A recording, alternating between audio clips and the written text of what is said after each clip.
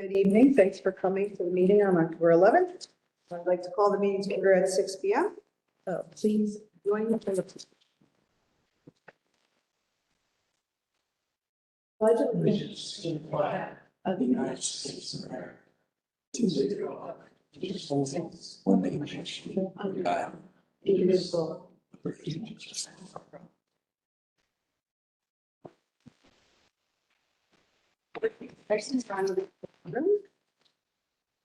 All of that. Mrs. Rumsey, can we have a roll call? Mrs. Giller. Excused. Mrs. Jackson. Here. Snyder. Here. Mrs. Gendron. Here. Paradis. Here. Mr. Rose. Here. Mrs. Carey. Here. And I'd like to turn it over to Superintendent O'Shea. Thank you. Good evening, everyone. So tonight we have an update on the capital project. We have our friends from CSR, Turner Construction, with us.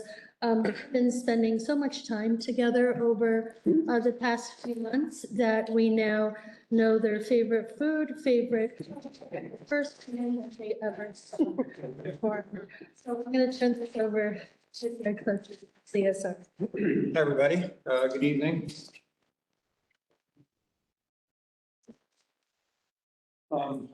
So give a brief update today. I'll try to be brief anyway. We did a similar presentation last week to the facility committee.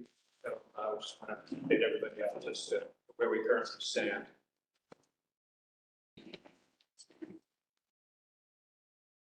Where? PJ. There. Okay, so just to kind of a quick step back as to what our process has been recently. So pre-referendum was really a planning and a scoping and a budgeting process, right? So we kind of identified work that we wanted to get done to a kind of initial steps so we could get budgeting done. And then we get into post-referendum, we really get into detailed design, construction documentation, so we could get plans, and then we could go to bid and real estimating. So in this process, we've been meeting with administration, as needed, each building. We meet at least bi-weekly at the OACM group, which is the administration, our CSR and Turner. And then we had a couple of facility committee meetings throughout the last year to kind of give them an update as to where we are in the process. So the current status. As you recall, we bid this project in multiple phases. So phase one, which was roof replacement at Lansing, the playground at Harmony Hill, and the elevators is pretty much underway or complete. Roof replacement at Lansing are done with that roof. That was completed over the summer. Both of the playgrounds at Harmony Hill and Van Skyke are done. We had a ribbon cutting last week, and the kids are now using those playgrounds. The elevator, again, we're going to do that work next summer. These are the elevators at Harmony Hill and Van Skyke, mainly because of the lead time of materials. So we're currently reviewing the construction contract with the vendor, so then we can get that executed and go to purchase order for that material. So the intention is to get that ordered so we can get that going next summer. So that's phase one. We have a couple of pictures. There's the Van Skyke playground on the right. Might be hard to see, but that's the old condition. A lot of the issues were in the rust and deterioration of the platforms and the bolts. Here's a new configuration here with the new main structure in the back, the swing sets, and some other equipment around the site. So that's Van Skyke once it's completed. And the same for Harmony Hill, similar main climbing structure. Again, the previous condition, again, the plastic stuff looks nice, but again, everything that's metal, you can see all the platforms and steps were all deteriorated and couldn't be repaired. And again, we have the main structure with the series of swings on the other side of the playground. So that's some completed work. So phase two, we're at SCD. So SCD is the State Education Department. They issue our building permits. Up there, there's kind of a three-party review. There's architectural department, engineering, and technical associate, who's the project manager. So all three of them review the project, give us comments back, and then we'll issue our building permit once they're all satisfied. So we actually got comments back this afternoon from architecture and engineering. So now we address those comments by addendum. And then once they approve it, then the fiscal associate will approve it. So upon that approval, which will probably take a month or so to get through, we'll look to bid that work. So that's phase two. So we'll bid that this fall to start construction in the spring and go through the summer of 2025. Right now, the intention really is that by the end of the summer, the heavy construction work is done. Right? But usually punch list, closeout, things like that will extend into the fall of 2025. So it's kind of a target for completion, but see how that goes. But usually we're still doing some punch list work into the fall. We do have some specialty items up at the track facility, and these are things that we can procure through cooperative purchase or state contract. So we've been meeting with those vendors to try and get pricing established for that work. Once we have SCD approval, we can go that route if we so choose. So they're kind of the items that we want to do that with. We're working with your legal counsel to make sure that is all the contracts place in accordance with all the legal restrictions that we can get that done. So that's on the way right now. Budget, Turner has done several estimates. The last one was based upon our SCD submission. So when that was made in August, I think it was, they took that last set and compiled an estimate of the construction costs for the work that was shown there. So, it's hard to see, but I think you all have a printout of what we have here. So that estimate, we were over budget, right? So we have a fixed amount of money that we can spend on the project.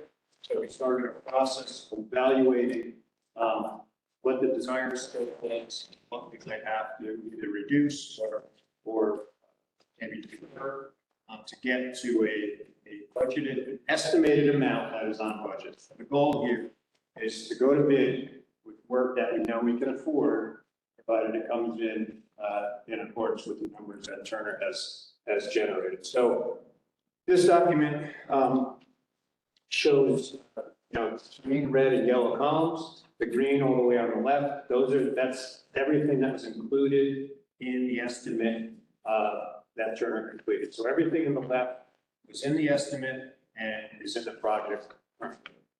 The stuff that's in the red column, we tried to identify some things that we either want to defer that scope, so basically take it out. It's right now not shown in the green column. Or we identified some things that we changed. So if we changed something from what we had anticipated, we indicated that in the red column. And then the yellow column all the way on the right kind of identifies things that we would want to potentially include in the bid documents as an alternate. So there's two reasons for alternates. One, even if everything was in the green column and we were on budget with Turner's estimate, we would still identify alternates. And that's just to give us some flexibility on bid day, that if by chance the numbers were a little off and become higher, we could still award, right? So we identify alternates to kind of give us more of a window of contracts we can award. And the second reason for doing alternates would be to hopefully put something back in that we pushed into the red column in order to get our budget down. So there are things in the red that we might identify as an alternate in the yellow column to say, on bid day, if our numbers are favorable, we can put that back in the budget. And really what that does is avoid you having to rebid, if we have one. So on bid day, if we're standing there with an extra pot of money, we have some scope we could bring in rather than have to rebid stuff to get scope. So what I'm gonna do now, unless you want to do it otherwise, I'm just gonna go through the red and yellow columns so we can discuss what we pushed out or revised. So, Abram Lansing, the first item, look at the red first. The fire alarm system, upon more detailed design of that system, there are some components we can reuse. So it's not a complete replacement or an upgrade of the system. So we're showing that in the red column because we saw some savings from that scope change. The next one is a big one, the cafeteria, right? The expansion of the cafeteria. We're showing that in the red. Budgetarily, it was substantially higher than we had anticipated, but the scope of work, and I'll show a drawing in a little bit, the scope of work has grown pretty much from what we were anticipating pre-referendum. And at the end of the day, the design that we came up with in order to meet those needs for the kitchen component really didn't address the needs of the cafeteria. So the initial goal here was trying to get more seating in the cafeteria, and we were going to move the serving line in order to do that. The serving line scope now is really a full cooking kitchen, which took substantially more space. So we're really not gaining the seating additions that we were looking for. And I'll show you the plan, and I think you'll understand what that means. The casework. There is some casework that's kind of cabinetry, countertops, things of that nature. There is some casework there that is starting to deteriorate. But we were kind of looking at it as a holistic approach at the pre-referendum. We really don't need to do that magnitude of replacement. So at this point, we took it all out and hope to pick it up piecemeal going forward. The nurses suite. So the expansion of nurses suite, that scope is still in there. But what we've done is we're showing that in the red because Jim and his forces took on a large component of the general construction piece of that. So the work has actually already started. So we've deleted that out of our project. They addressed it. So we just have to do the mechanical systems work. So there's a cost savings related to that. So moving over to the yellow column, all the way back up to the top, it's the exterior painting of the building. We currently show that in the green, it's in the number, the whole building. But that's a good option for an alternate, right? Because a portion of the building really needs some repair, and we're showing that currently as a base bid.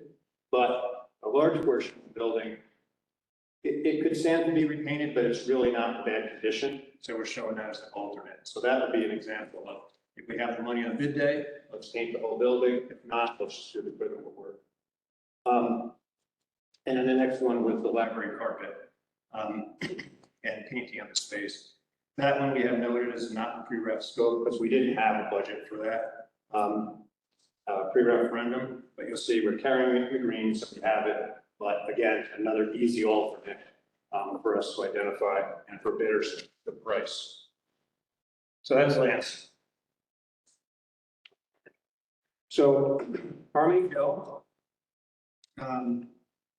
majority of the scope stays. The only thing we're looking at in the red column is the scope of work associated with renovating the 2 locker rooms into resource rooms.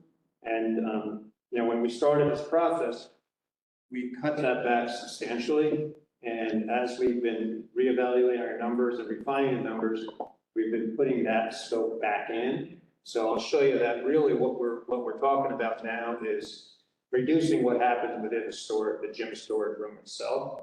Meaning, initially we were going to gut that completely, remove all the wall tile. That's because those used to be showers. We're going to remove all the wall tiles and rebuild that completely new as a new storage room with a ceiling. And we backed off that, so the wall tile is going to stay there. We put the ceiling out, we do new lights, but we don't really need a hard ceiling in a gym storage room. So we backed that out, we did see some savings, but not a wholesale change to the design. And Skype, again, everything is still in there except for the fire alarm. And again, that was a reduction from a complete replacement to a upgrade of the control panel. We're going to reuse a bunch of the wiring. So again, it's turned into more of an upgrade as opposed to a replacement.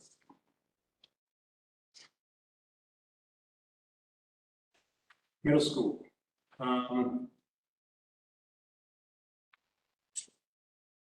Gymnasium bleachers. There are currently no bleachers in the gym. They've already been removed. So again, that was an item that we moved into the red. Could be put back in, but we don't necessarily know that there's a need for bleachers here.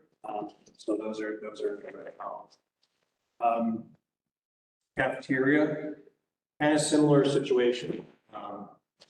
That happened over at Lansing. So we've taken the cafeteria scope out. One thing that as we got into the design,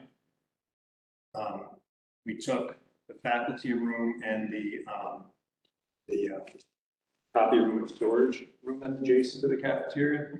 We had to find new homes for those spaces. So the scope has grown a bit again into a complete cooking kitchen, but we've also taken a classroom down the hall, which we're converting into a faculty room, and we were subdividing the technology suite to recreate the storage room. So our scope is our physical area that we're renovating has grown as well. So I'll show you that in a drawing as well. Renovation of the former business office. That's up on the upper floor. It's currently, it used to be the business office, kind of set up now as a classroom in some smaller spaces. We didn't carry that pre-referendum when we were trying to save money even before we voted. That scope of work wasn't included in the project, but really it's something that we wanted to try and do, so we did. We did have that. Now we've taken that back out. Public bathrooms. Again, initially when we were working through the pre-rep process, we wanted to gut renovate the bathrooms in this building. Through that process of trying to reduce that scope, we got down to really, let's just do some finishes in there. As we took that a little further, we were just going to do the floors. The thought now is, maybe we don't do the floors in all 6 of the bathrooms, but we try to focus on renovating, a couple of the bathrooms completely. So right now in the green, we don't have any bathroom work, but in the yellow, we're showing potentially renovating a couple of bathrooms completely, as opposed to just doing the impossible. And I skipped one in the yellow. We have replacing some corridor windows. At the end of the hallways, there are windows currently, but they're fixed windows, they don't open. And there's complaints about lack of ventilation in the corridors. So we didn't have replacing those windows in pre-referendum, but we added those in. So they're in the green, replacing those windows. But again, those are an easy alternate that we could identify for a contractor, to say how much those would have actually cost us if we need to at the end of the day.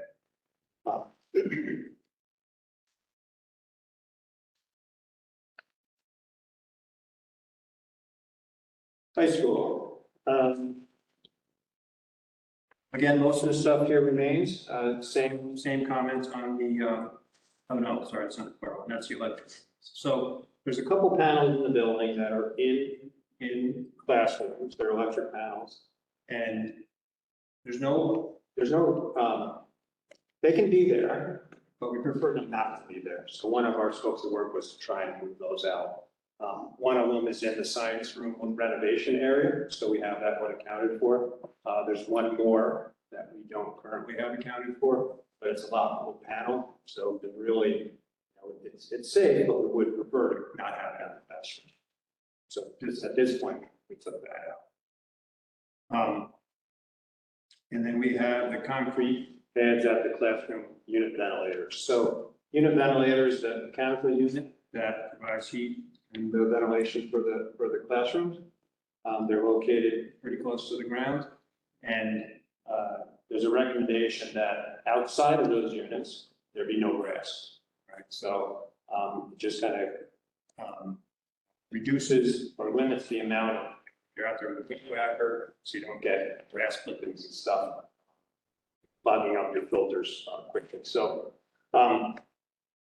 so we took those out as well. Because that's something that doesn't have to be concrete, and we were showing as a concrete pad for each unit ventilator. Doesn't have to be concrete, could be stone, and it's something that the district staff could do over time as well, rather than pay prevailing wage for a contract to do that. So those have been taken out as well. Moving into the yellow column on the high school, we have a bid alternate under site part 2. That is the baseball and softball improvements. So in the course of the design, we discussed adding irrigation for the infield of the baseball field. So that area is getting sod in the project, so the infield is getting reconstructed. And it makes good sense at this point. We're going to be tearing that up, put a small irrigation system in there. It'll help that initial installation of grass root, right? So it's easier to irrigate that. And in the long term, it would be a good item to have in there. So we did not have that pre-wrap. But again, that would be a good, easy bid alternate to say, let's put irrigation in. Next one, 015. So that's the signs from renovation. So we have the renovation of all 7 labs, basically no renovations in the project. But there was a discussion about adding cooling to those rooms as well, since we're renovating them. So again, that's something that there's no mandate to have cooling there. So it's another one that if we want to pursue that in the future, these are up on the upper floor, we can bid that as an alternate as well. So we know what the cost is, if we can afford it, we can put that in. And the last one there is the science corridor. So again, in discussions, we're going to be renovating that whole science wing. The corridor has some unused lockers in it. It's a little dark.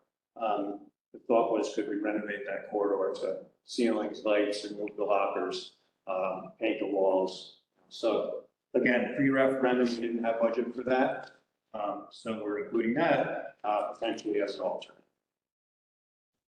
So going now, just look at the kind of backtrack a little bit to show you some graphically some of the things that I was talking about. So this is Lansing. So currently we show painting the whole building. This area of the building here, the red and the yellow portions of the building, that's EFIS. It's kind of like a foam insulating system. There is some damage along the back wall here and around the corner. I think there's some on the front to that EFIS system. So the base bid would be fixing anything in the EFIS system and repainting it. The rest of the building is concrete, right? It's hard. And that is really just it needs paint. There's no real damage like you have over here. So the add alternate would be painting the rest.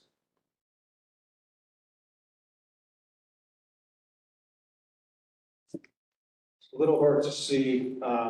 This shows the nurse's renovation, just kind of showing that this is the area that we're renovating. This right here is the wall that the district was able to build. And these sink cabinets here, those are the casework that we were initially showing to replace what we took out.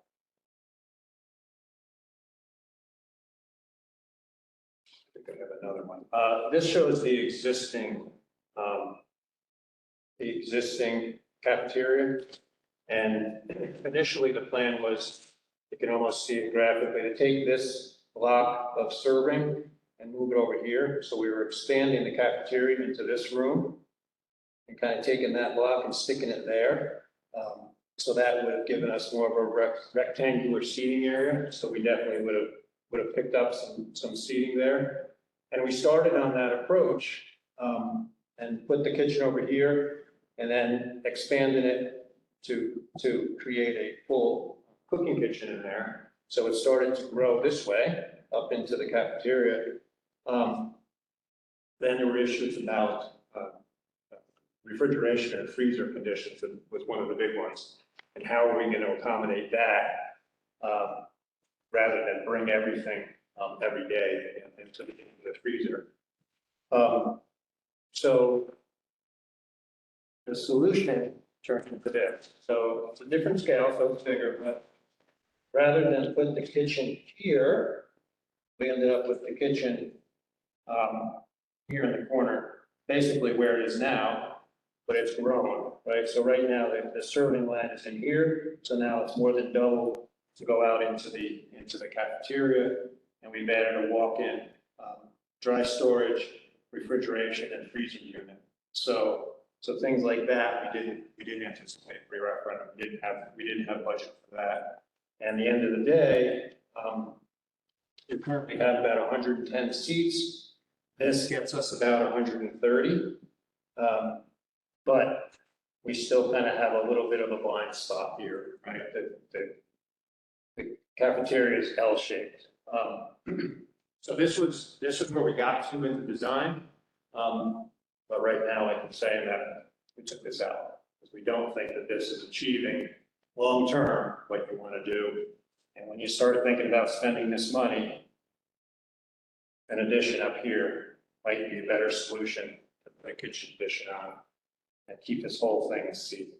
That would achieve a lot more. You'd be building more space, but you'd accommodate the seating goals.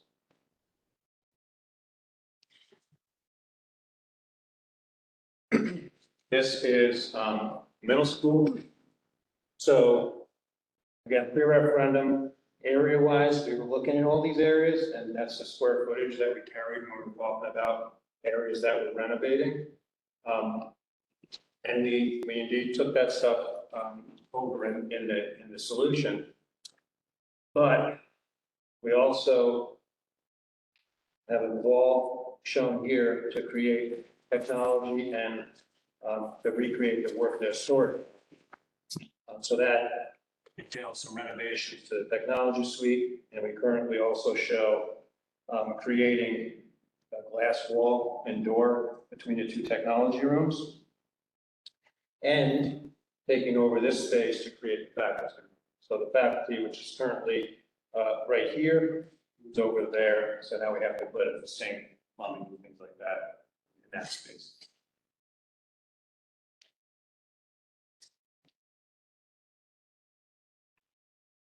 Harmony Hill. This one's a little harder to show graphically, but originally, like I said, you have the locker rooms, the corridor bathrooms, and then behind that you have the shower facilities on both sides. So this scope showed basically taking out everything in the shower area, infilling one of the doors into the gym, creating a double door from the gym into this gym storage room.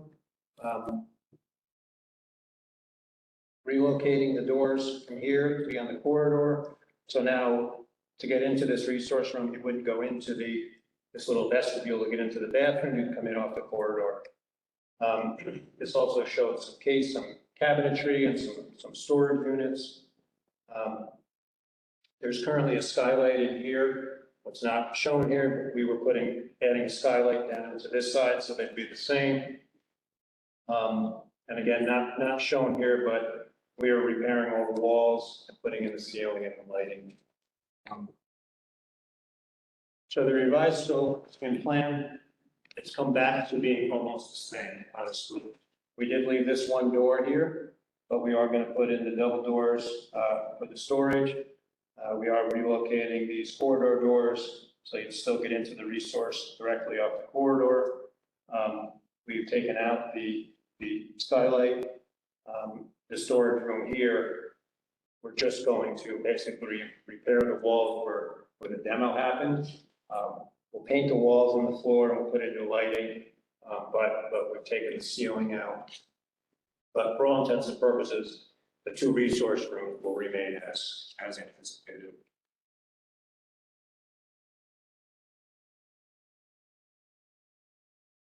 So that's the capital project status. I'll just pause here if anybody has any questions or need more information. I have a lot of thoughts right now, but they're going to be directed internally and not to you. Okay. That's fine. The other projects we have going. So we did the 2022 capital outlay. That was the Lansing front walkways and handrails. That stuff is complete. The 2023 capital outlay, which was voted on in May for a auditorium improvement. We're just starting the process of actually figuring out what that is. So we're working with vendors to identify that scope of work that we can get done there. Smart schools was basically a public address system upgrades in all the buildings. That was the scope of work that initially we were trying to put into the capital project, but we're going to use the remaining smart schools funds to do that as instead. So we had some meetings with some vendors and looked at a couple of visitations, actually one visitation to look at a similar system, how it was improved without again doing a full replacement. So we're working through that scoping right now so we can get updated budgets. So then we can update the smart schools plan, in the beginning part of the year. So we can move that forward with SCD. So right now you have an identified smart schools plan and expenses. We're going to update that to account for this. And the amendment would be at a budget meeting as a hearing for the smart schools update.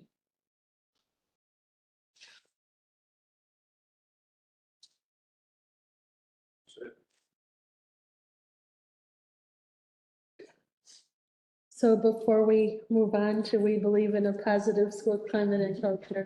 All right, so I apologize for the timing of this. This is the first time I've seen this granular of information and cost estimates. So now that I have that, I'm going to ask some very pointed questions about how we feel about the track being 20% of the entire project cost. What alternatives have we considered in regards to the track?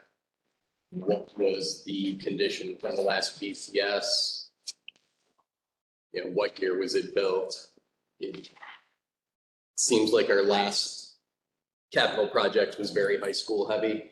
And then this one, once again, 66% of the money is going towards high school.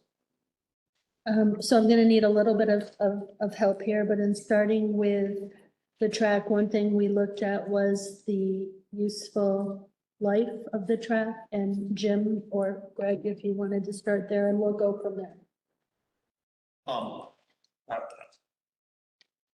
I would just say that a lot of these costs associated with this are not a replacement kind, but it's an upgrade, right? So it was 6-lane track, now we're going to the 8-lane track. So let's start with what year is it built and what was the condition for the BCS? I honestly don't know that on top. I'll have to look it up. It's past its useful life. I had Craft will come in and do a repair on it. Basically, the grass has grown underneath the track, and I was questioning, we edge this, and recommendations don't, because you're going to lose your first lane if you cut that. That grass is the only thing holding the first lane down at this point. I don't remember. So I want to say it's over 20 years old at this point. Okay, so that's within the, I was going to say 25 years is probably about right for. Yeah, and we have that information, I just don't know. So in having those initial discussions about that, it was because we have to replace the track. It's 6 lanes. It's not something that if we were going to host When we started this conversation, sections. the goal was to be able to host a sectional track and field event. I'll be honest, I view that as, if I'm looking at must, could, Right. it's not a must. It's a nice to have. But I don't know that if I look at our district mission and goals, that that's gonna work its way up to the top. So in the planning stages, though, that was the discussion about if we're replacing a 6-lane track and doing all this work, then let's put it to be an 8-lane track for both that and Cohoes relays. And I did, our track program, I spoke with Jeff. There's 33 boys, 20 girls currently. They've been moving middle school students up. And then he's potentially, because of the interest, looking towards modified future. So it is a program, the outdoor, that he felt would be growing too. So we looked at some of that as well. But your point is taken in terms of some of the reductions made. See a lot of reductions made all over the place, and then we don't even have a cost difference between a 6 and an 8 concerns me. So cost difference between a 6-lane track and an 8. Can I ask, does hosting sectionals bring in revenue for the school? I'm not certain of that. That's Mr. Hino. He'll be here 2 weeks from now, but I do believe in terms of, the refreshments, et cetera, tickets, but I'm really not sure how much revenue that would be. Well, and I also think in the whole aspect of what was given to the voters on voting for this project, what was shown to them? A lot of. And what did they vote on? Not a lot of specifics. I think that a turf and an 8-lane track was presented to the voters with lights. Oh, don't get me, I am not in any way talking about. No, I don't know. I'm not. I'm just, That's completely justifiable, both from a district and community resource. right. But what you present to the voters and what they vote on, and then, which was one of my main questions, is how much of the 2 cafeterias were presented to the voters? So in terms of that, and I thought that after, we did this, we would have some conversations about communication and communication plans out going forward. So in the pre-ref communication, it was expand cafeteria seating. There was no discussion pre-referendum about the kitchens for hot meals to be served at the other buildings.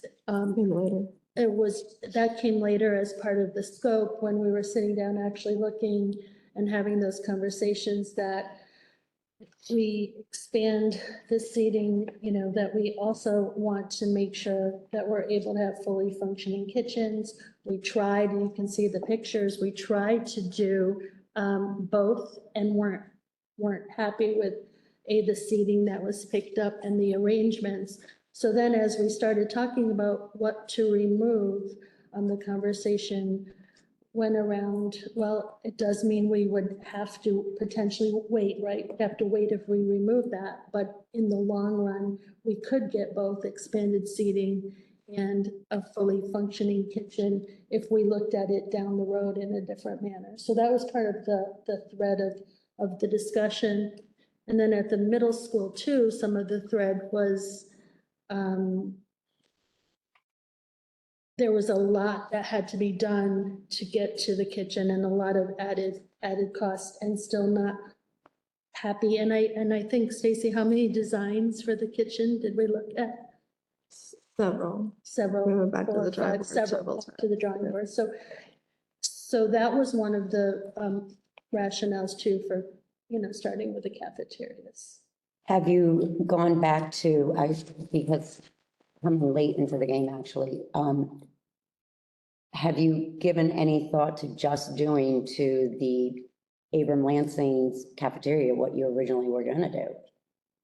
I mean, is that, I understand that you think, obviously, having a full functioning kitchen and stuff like that, But the original plan was just to move that from one spot to another, and the space would be increased. And from what I hear from the principal, it would be a lot easier to see all the children in the cafeteria. Have you thought of keeping that instead of just ditching the whole thing? No, I think kind of once the directive changed into us to a full functioning kitchen, then no, we haven't gone back to that point. And I think my comment would be if we were gonna go that route, then we haven't looked at it, but I would probably look at it if we just took that room I mentioned, not move the serving. Mhm. We just took the room, what would that do?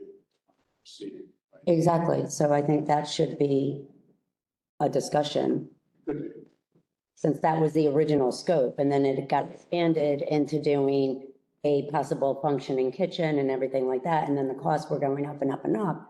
But, I mean, honestly, the original thing was to expand the seating in the cafeteria and to make it more conducive for the children to be seen and not around the corner, as the principal says. So that's worth looking at and putting that back in.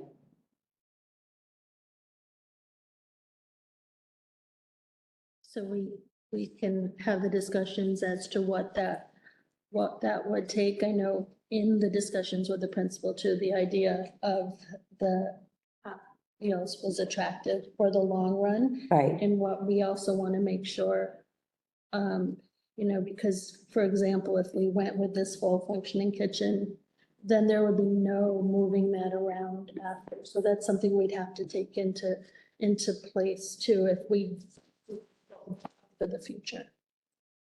I'm just saying that instead of, that would be a nice compromise, so that the original scope was to increase the seating arrangements and to make it more conducive to the principal. Then it went into the fully functioning. So without just scrapping the whole plan, if you could just make it in the meantime, because when would the functioning kitchen be done?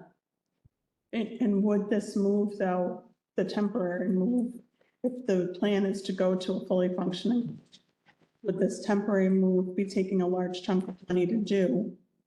Exactly. That was That's what the, reason getting scuttled is we were gonna spend a lot of money and not get to where we wanted to be. Not get to where we wanted. And I mean, this did go, the principals were involved in the conversations both before the committee meetings and during the committee meetings too, as well.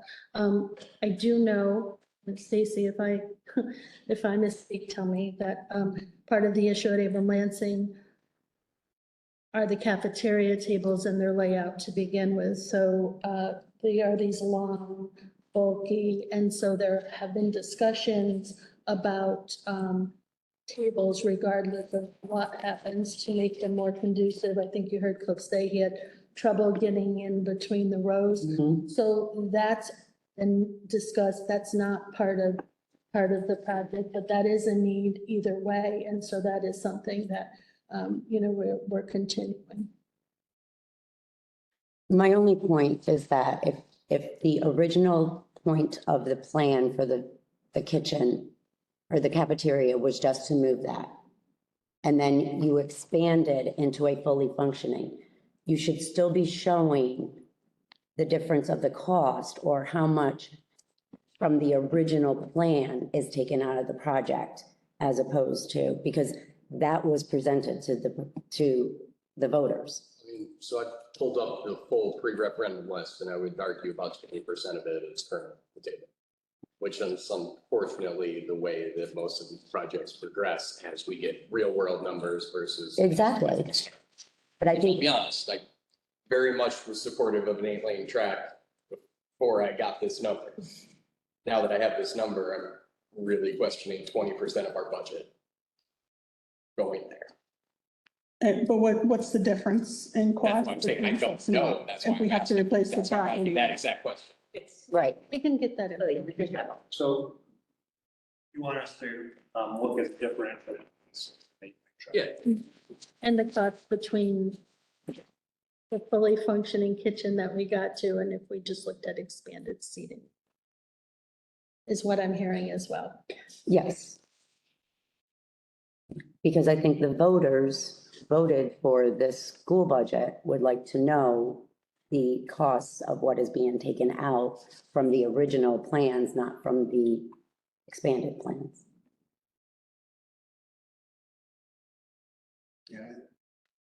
Hey, no, I have two questions, both that revolve around bleachers, which seems kind of silly, but bleacher replacement in the middle school, not having bleachers doesn't preclude us from hosting modified games there, I correct? believe we moved everything to the high school. Modified game, I mean, we spoke with both the middle school principal and Jeff, about the bleachers before removing them. And for the past 5 years, they've been modified has been at the high school for the games. But we also had games without them. We just had to put out all the chairs and. Yeah. So volleyball does modified here, but they put chairs and there's plenty of room. Yeah. Okay, And so for physical education class, it's fine without and actually in some cases better. So this was a conversation with both parties who both agreed that it was working the way it was. perfect, yeah, that's a big print tag, so great.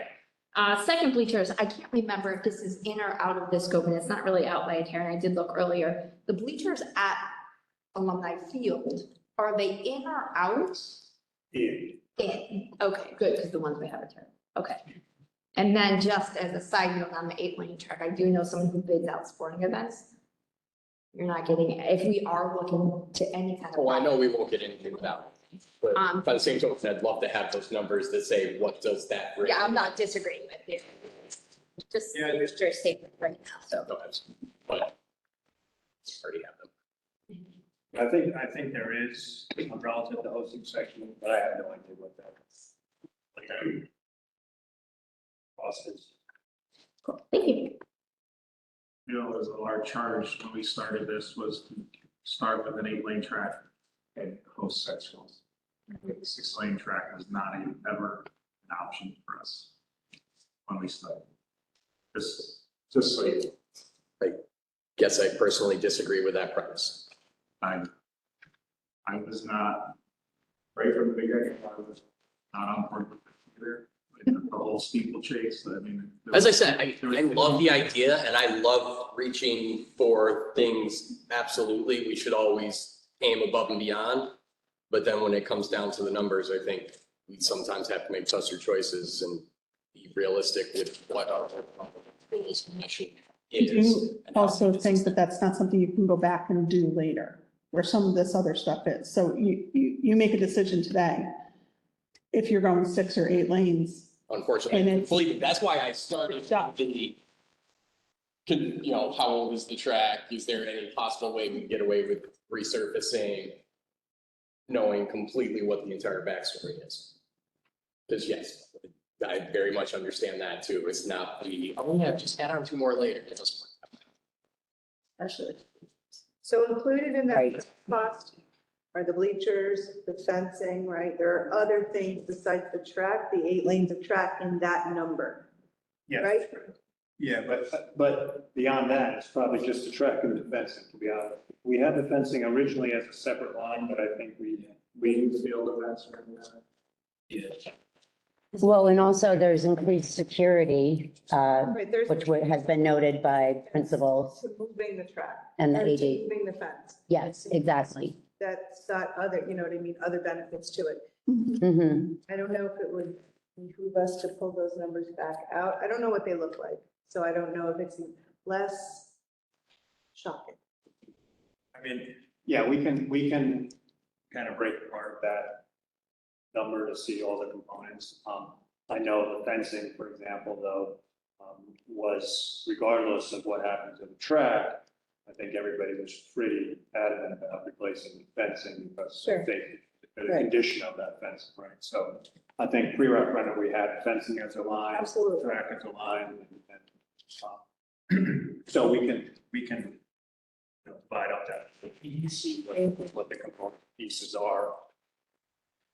I do also want to just comment on something that we made sure that we did not touch whatsoever, was the science classrooms at both the middle school and high school. We felt that in terms of programming, STEM, going forward, the future that those works. You notice, I know there's some discussion about air conditioning as an alternate, but other than that, you know, so that was really when we looked at this, we did look at it from educational focus in terms of, you know, right away, those are, you know, top priority, what can we do? And then also, what would we like to see in the future better, actually?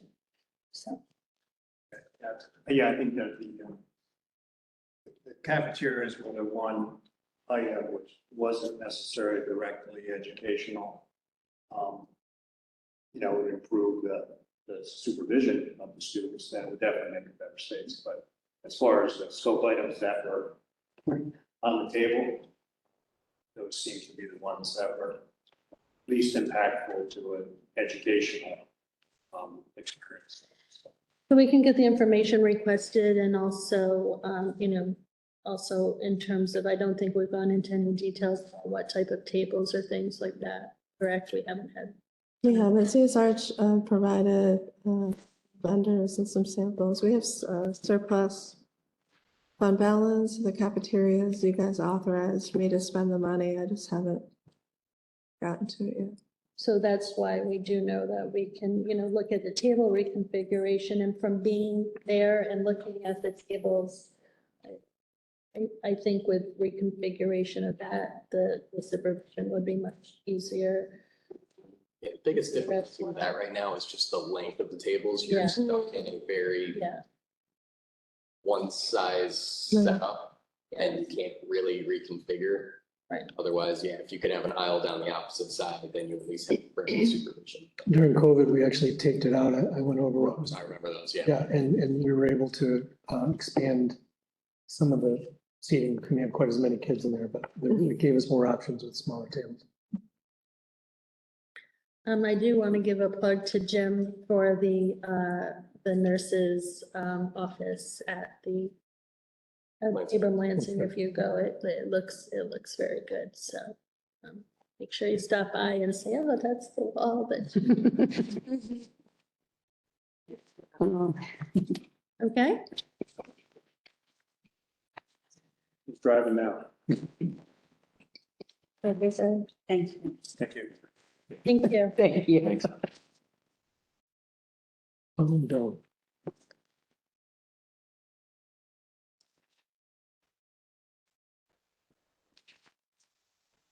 So next, I wanted to just talk about a few things that are on mind under our commitment of all students, staff, and families will be engaged in an environment that promotes caring relationships, open communication, cooperation, wellness, and safety.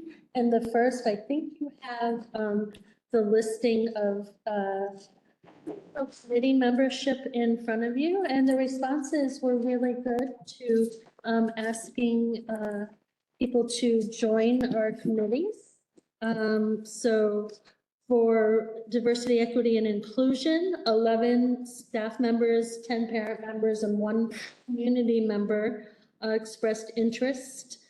5 staff members and 7 parent members for our wellness committee, and then 9 staff members, 2 parent members for our technology committee. I believe that we can accommodate all the staff and the parent members. I know in some cases it might seem a little big. I think that after the first meeting, so for example, with diversity, equity, and inclusion, if we need to divide into elementary and the secondary focus, we could do that. I know that if we needed co-chairs or someone to focus in one group, Rachel Marcel would be interested. She's actually attends the equity officers meeting in Cap Region BOCES. So, I mean, my recommendation would be to say yes, welcome, and we can send out the emails tomorrow. Okay? Also, on the next slide, I did send you in an update some information regarding this, but I wanted to talk today too. So Capital Region BOCES engagement services and educational support services have agreed to partner with us on a plan to increase family and community engagement. It would be no additional charge. It's something that they would like to start pursuing and modeling. So I'm learning together with us, just so you know, we already work very closely with Shannon Swain through school improvement, and Adrian Leone is the communication director, so they would be both involved. And just so you know, these are the three kind of objectives of this. So creating a greater connection, going backwards, between students and the wider community, increasing family attendance and participation in activities, and then also empowering leaders and other district constituents to increase involvement with the schools. So working together with community members as well. And some strategies, and some of these were mentioned in some of our communications last year with the board, but would include focus groups, conversations with school and district families, community leaders and other groups to better understand their experiences with us, for us to be able to, you know, explore potential barriers to engagement, and then brainstorm possible solutions. So I wanted to share this first before proceeding any further. And then we would go deeper into what this would look like and what this would entail. So this is also part of the Abram Lansing CCEP that you heard Cliff speak about. As we were talking, the students that are and families that are at Lansing are also later on at the middle school, at the high school.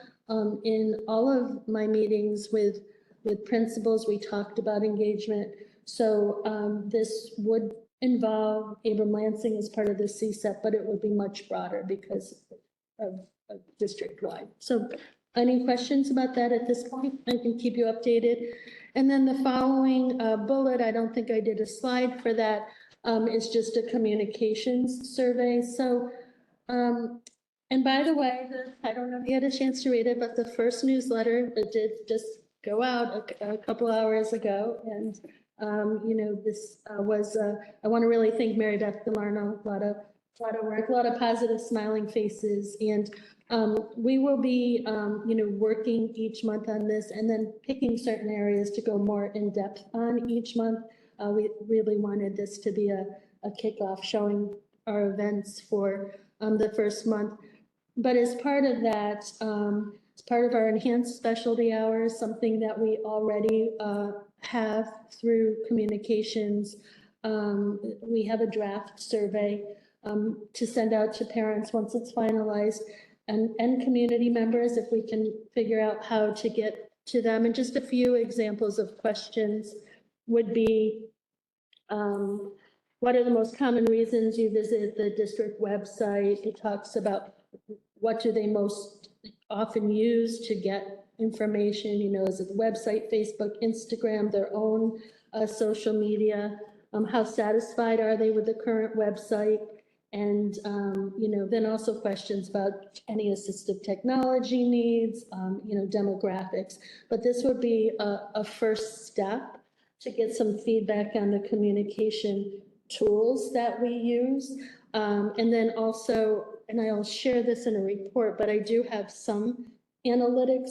We started asking for analytics to be tracked, and then we'll be continuing that in terms of, you know, the different media, and then also what types of stories bring the most likes, the most shares. So this is all part, but I wanted to make sure I touched upon those three. So any questions, comments?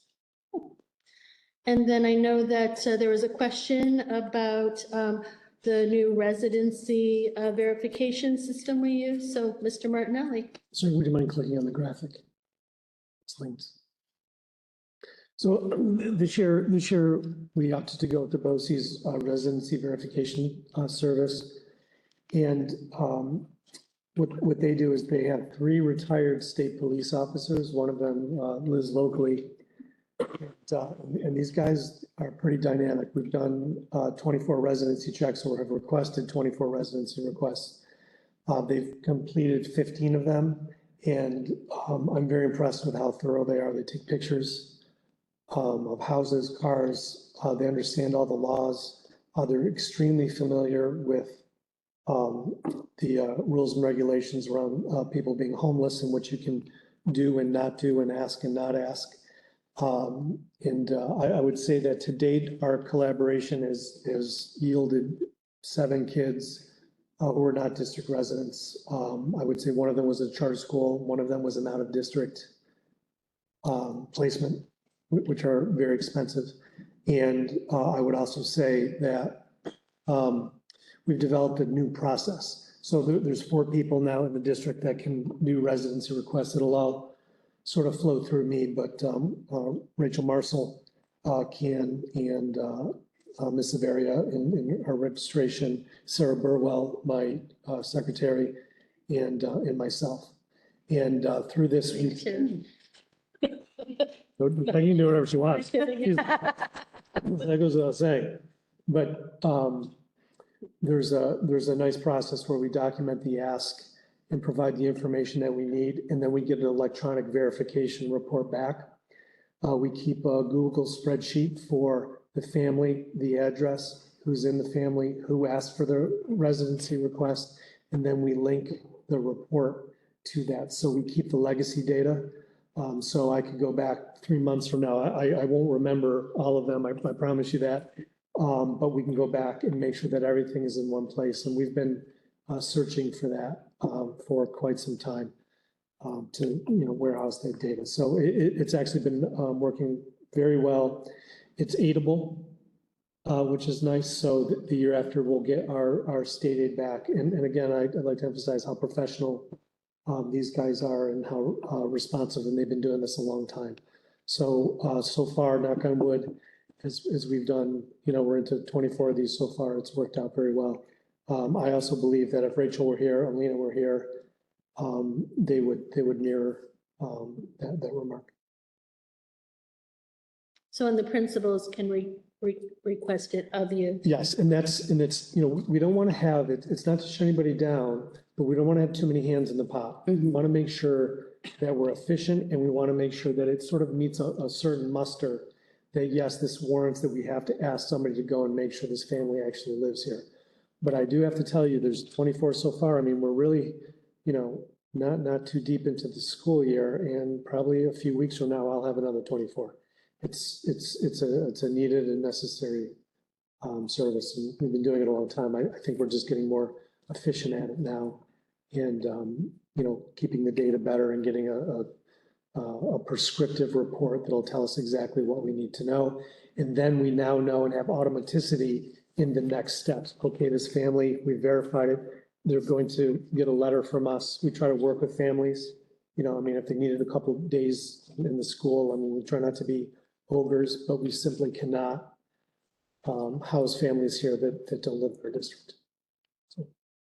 And it's been communicated to all of the staff and everything that this is the new service that we're utilizing and all of that. Certainly to the principals. I know, we've discussed it in different places. Yeah. I don't think every staff member even knows that we do residency checks in that way, but anybody who would require one, for the good of their building and what we need to do absolutely knows the process. Good. So, and again, there's some nice controls. Thoughtful controls. So this isn't where we start either. This is sort of how we end. The district has a lot of legwork before we even get to this. Absolutely. And really, these things come to us in many, many different ways. You have to have, your kind of finger on the pulse. While we've now, in the last couple of years, particularly with our interim reports and our iReady reports, our report cards, we've been sending everything electronically. We saved $10,000 a year in postage doing all those things, which is part of the plan.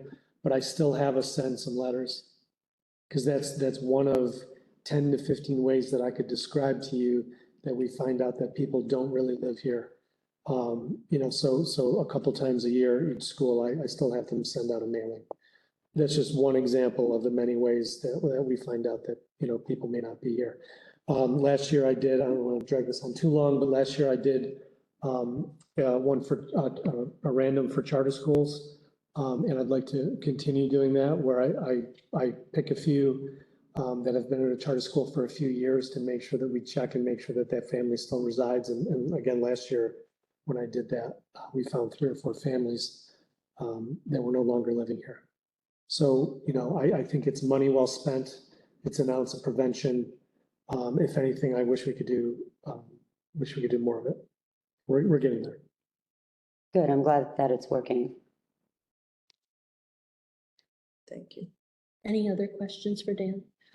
So then at the last meeting, there was a request for Stacy to talk at this meeting in terms of proposal that is valid in November. So Stacy.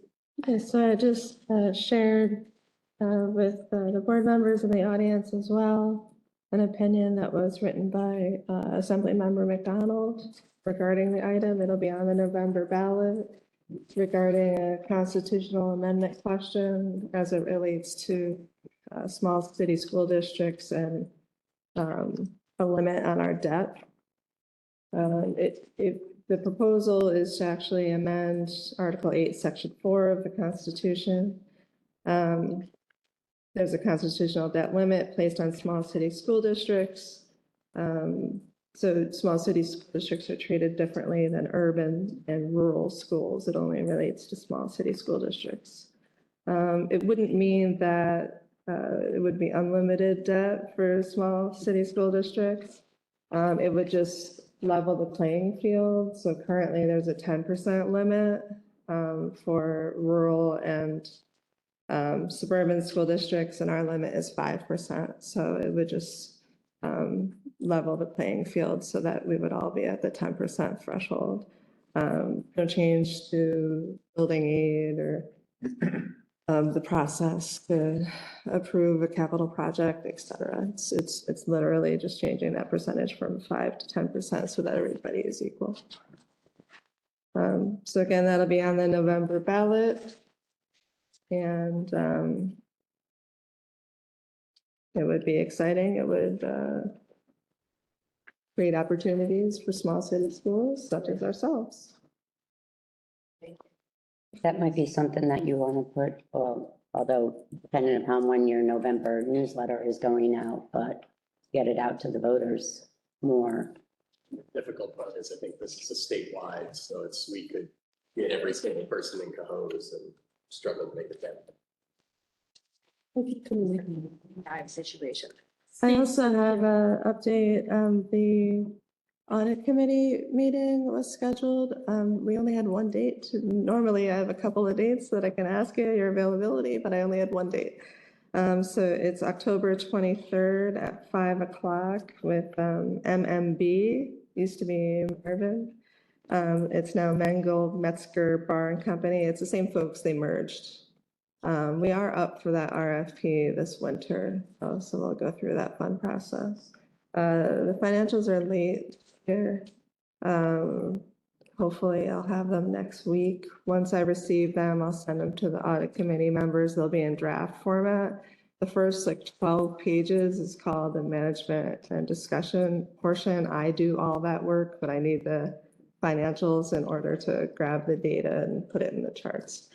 So it'll be the meat and potatoes of the report, but it won't be the full report.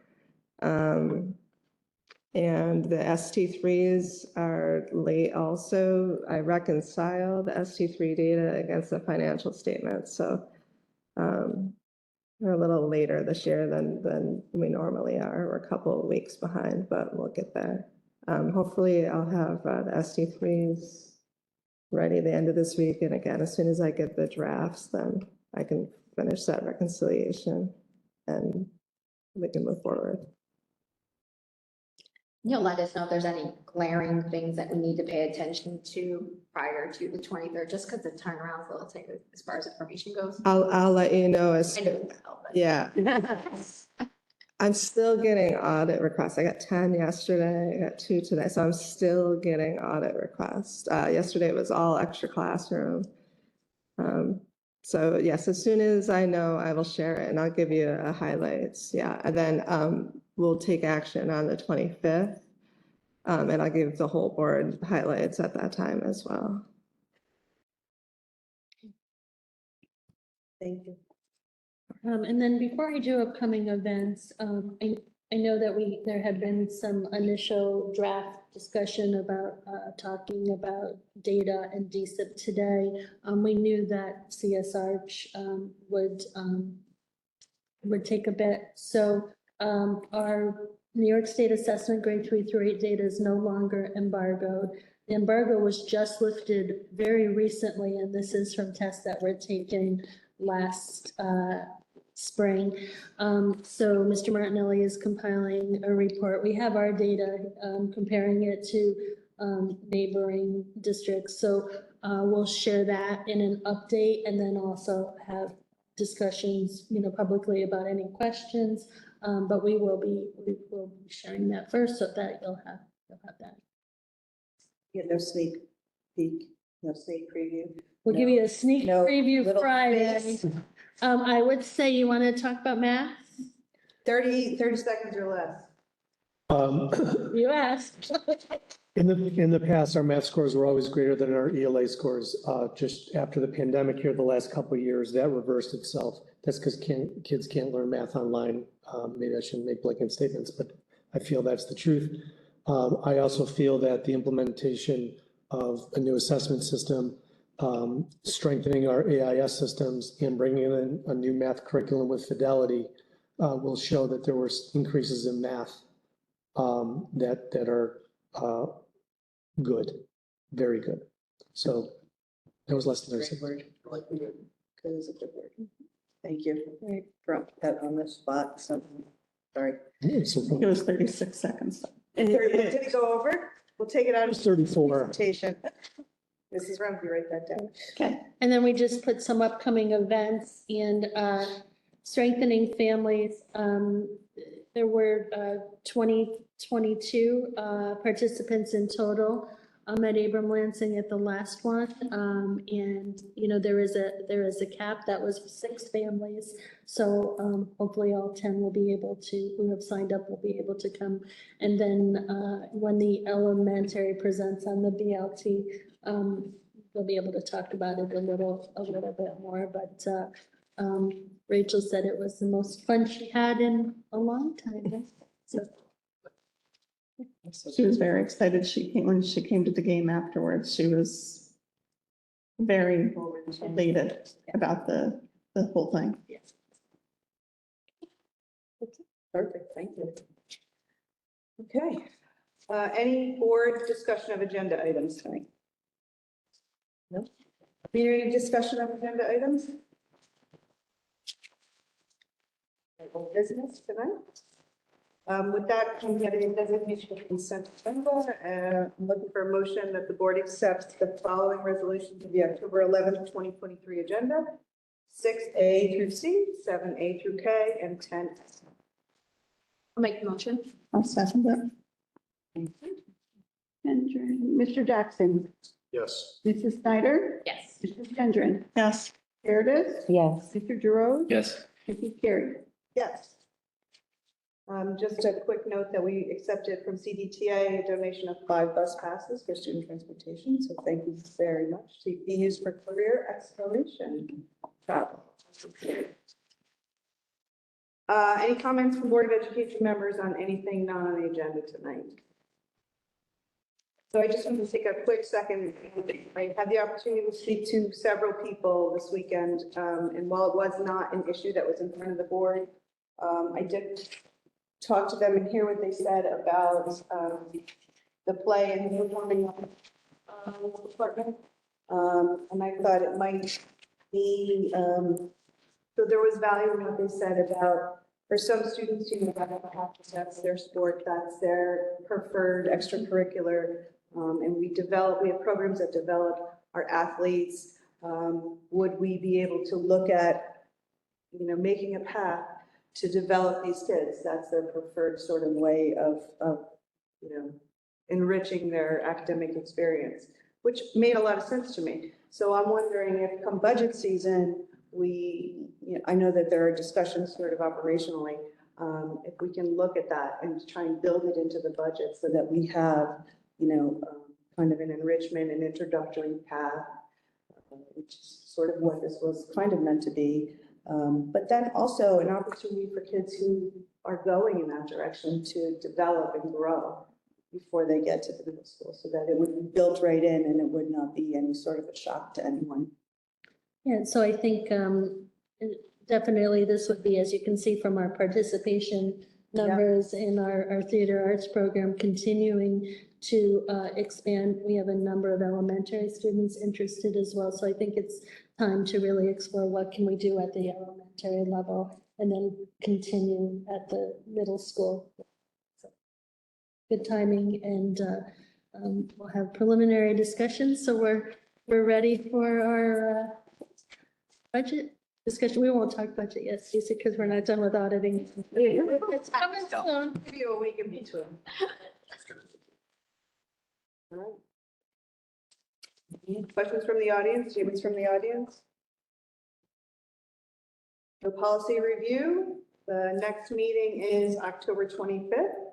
Following that is November 8th.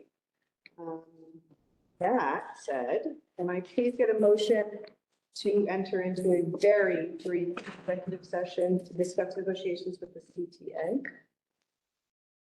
I'll give you a motion. A second. Thank you. Mr. Jackson. Yes. Ms. Snyder. Yes. Ms. Gendron. Yes. Meredith. Yeah. Mr. Rose. Yes. Motion carried. Yes. Thank you. Thank you.